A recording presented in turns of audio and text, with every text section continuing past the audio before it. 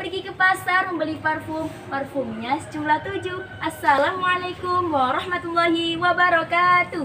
Hai semua, bagaimana kabar kalian? Semoga kalian baik-baik saja ya. Buah kedondong dimakan ulat bulu. Boleh dong saya kenalan dulu? Karena pepatah mengatakan tak kenal maka tak sayang maka tak cinta. Jadi jalan-jalan ke negeri Belanda, pulangnya memborong nanas. Perkenalkan, nama saya Khairunisa, saya dari Regu 15. Di sini saya akan mempresentasikan tentang DORAS, donor darah sukarela, dengan topik mengajak untuk mendonor darah. Dalam kehidupan sehari-hari sering bukan kita mendengar yang namanya donor darah. Nah, apa sih darah itu dan apa fungsi darah? Darah adalah cairan berwarna merah yang terdapat pada seluruh tubuh makhluk hidup yang mempunyai fungsi. Yang pertama, mengangkut oksigen dari paru-paru ke sel-sel tubuh. Yang kedua, mengangkut karbon dioksida dari sel-sel tubuh ke paru-paru dan selanjutnya dikeluarkan. Yang ketiga, mengganti sel-sel tubuh yang telah rusak. Nah, ada berapa sih jenis golongan darah? Jenis golongan darah terbagi menjadi 4. Yang pertama, golongan darah A. Yang kedua, golongan darah B. Yang ketiga, golongan darah AB. Dan yang keempat, golongan darah O.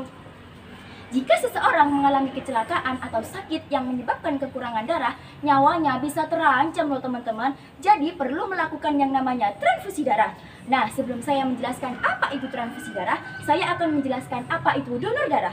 Donor darah adalah menyumbangkan darah untuk tujuan transfusi darah. Nah, transfusi darah adalah proses pemindahan darah dari seseorang yang telah memenuhi persyaratan kepada seseorang yang membutuhkan. Nah, apa sih syarat-syarat menjadi seorang pendonor darah? Yang pertama, laki-laki atau perempuan berusia 17-60 tahun. Yang kedua, sehat jasmani dan rohani. Yang ketiga, berat badan minimal 45 kg. Yang keempat, kadar hemoglobin minimal 12,5 gram per desiliter. Yang kelima, tekanan darah sistolik 100-180 mmHg dan tekanan darah diastolik 50-100 mmHg. Yang keenam, tidak menderita penyakit yang berisiko tinggi atau menular. Dan yang terakhir, bagi wanita yang sedang haid, hamil dan menyusui tidak diperkenankan untuk mendonorkan darahnya. Nah, kalian sudah tahu kan apa syarat-syarat menjadi seorang pendonor darah? Jadi, ayo bapak-bapak, ibu-ibu, emas-emas, mbak-mbak yang telah menginjak usia 17 ke atas, mari donorkan darah kalian. Karena satu tetes dari darah kalian sangat berharga untuk menyelamatkan beribu-ribu jiwa manusia. Mari menjadi pahlawan untuk sesama dengan mendonorkan darah kita.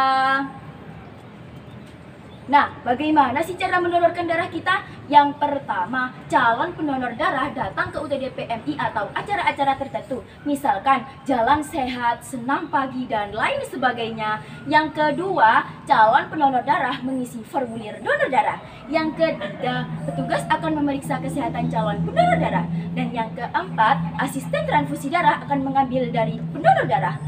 Yang terakhir, calon pendonor darah akan mendapatkan kartu tanda donor darah sebagai bukti bahwa dia telah mendonorkan darahnya. Nah, apakah setelah kita donor darah sangat berbahaya untuk tubuh kita? Jangan bilang gitu teman-teman. Justru banyak loh manfaatnya setelah kita mendonorkan darah. Yang pertama, kita dapat mendapatkan kepuasan batin. Karena apa? Karena kita telah menyelamatkan jiwa manusia. Yang kedua, kesehatan kita menjadi terjaga. Yang ketiga, dapat bergabung dalam organisasi PMI. Dan yang keempat, kita dapat menyambung tali silaturahmi. Nah, kita sebagai PNR Wira mempunyai peran loh. Yang pertama, mengajak anggota keluarga, teman-teman, guru-guru, dan orang yang ada di sekitarnya untuk mendonorkan darah kita.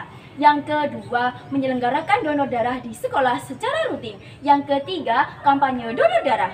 So, bisa ditarik kesimpulan dari presentasi saya tadi, apapun golongan darahnya, mereka membutuhkannya. Jadi, ayo untuk kalian yang telah memenuhi persyaratan sebagai seorang pendonor darah, mari donorkan darah kalian. Karena satu tetes dari darah kalian sangat berharga untuk menyelamatkan beribu-ribu jiwa manusia. Cukup sekian presentasi dari saya tadi. Burung irian, burung cendrawasih. Cukup sekian, terima kasih. Wassalamualaikum warahmatullahi wabarakatuh.